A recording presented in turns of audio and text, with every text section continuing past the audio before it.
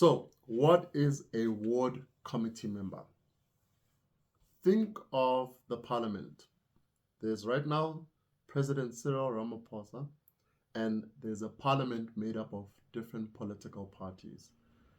Think of a ward councillor being the president of a ward, and think of the ward committee as the parliament for the ward. My name is Theo Lengwati. Again, I found an illustration that I believe will better explain it than I have thus far. Stay tuned. I think getting more into full detail as to what this entails. And of course, feel free to ask questions at the end of the video. Thank you very much. Enjoy. What is a ward? A ward is an electoral area within a metropolitan or local municipality established by the Municipal Demarcation Board. All municipal wards have clearly defined boundaries and have approximately a similar number of registered voters living within these boundaries. What is a ward committee? A ward committee is a democratically elected body made up of representatives of a particular ward. The ward committee represents a wide variety of community interests and meets regularly under the chairpersonship of the ward councillor. We explain the role of a ward councillor in detail in the video, What is the role of a municipal councillor? How are ward committees established? A municipality has the power to decide to have ward committees, and if it does so, it has to establish ward committees for all the wards within its boundaries. The municipality also decides the process through which ward committee members are elected following the official guidelines. Ward committees may have up to 10 members that must include women and may also include representatives from special interest groups who are active, for example, in areas such as business and commerce, education, social and welfare, youth, sport and recreation, women's rights. Ward committee members may also be elected on a geographical basis, for example, one from each of the eastern, southern, western and northern areas of the ward. The municipality has the power to dissolve the ward committee if it fails to fulfill its duties. What are the responsibilities of ward committees? Ward committees serve as a link between the municipality and the community. They have a number of responsibilities. Firstly, ward committees must make representations and recommendations on any municipal service matter affecting that ward. For example, the need for streetlights to promote safety and combat crime, or an improved refuse removal service. Secondly, the ward committee communicates between the municipality and the people in the ward through the ward councillor.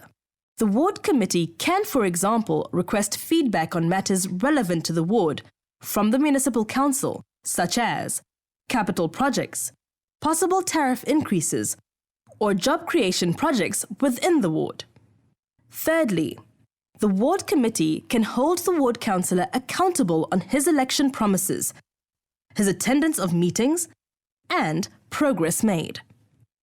Fourthly, the ward committee members should engage with its community through regular meetings, attend to grievances and complaints, and door-to-door interactions.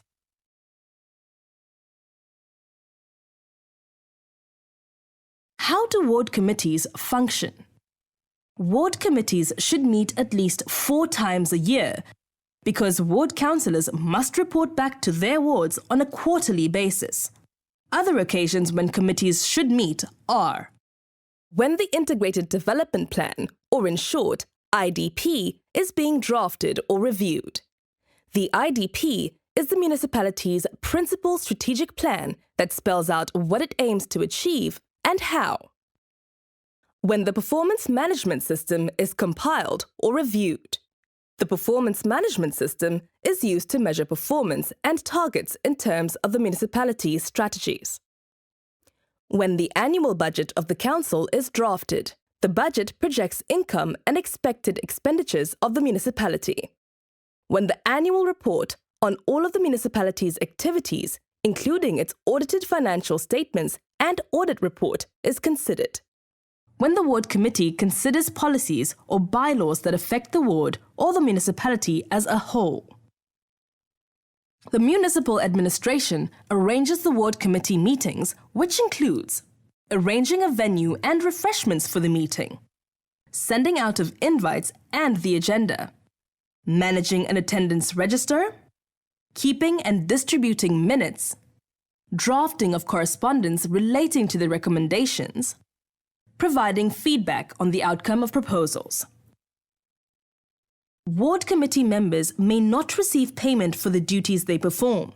They only get reimbursed by the municipality for their out-of-pocket expenses. For example, transport and telephone costs, or costs of meals when long-distance traveling is involved. Summary. In this video, we explained the nature, functions, and responsibilities of ward committees. The main purpose of ward committees is to ensure that there is effective communication between the municipal council and the community. The ward councillor is the chairperson of the ward committee, whose members are democratically elected and represent a wide variety of community interests. The ward committee should meet at least 4 times a year, and when important municipal matters such as the IDP or the annual report and budget of the municipality are being drafted. Ultimately, ward committees are designed to bring the democratic process within the reach of the people. Now that we understand what a ward committee member is, and of course in episode 1 we understood what a ward councillor is and their role and responsibilities, in the next video or the next episode, I'd like to give you a little bit of more information about an independent candidate. What is an independent candidate? Where do they come from? When did it start? How is it different from any other political parties? Stay tuned. Again, I'll come back to you in the next episode and explain it in full detail. Thank you.